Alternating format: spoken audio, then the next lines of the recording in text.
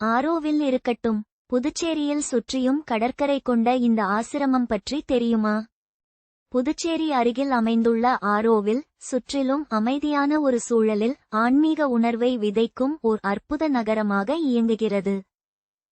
ஆனால் ஆரோவிலுக்கு முன்பே கிட்டத்தட்ட 100 ஆண்டுகால வரலாற்றைக் கொண்டு புதுச்சேரியின் ஆன்மீக சொர்க்க பூமியாக திகழ்கிறது அரவிந்தர் ஆசிரமம்.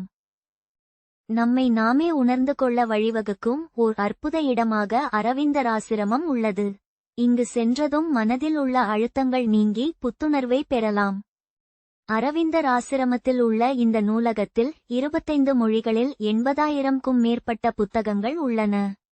இந்திய மற்றும் மேற்கத்திய இசை நாடகங்களையும் நூலகத்தில் காணலாம். இங்கு திரையிடப்படும் குறும்படத்தை தவறவிட வேண்டாம்.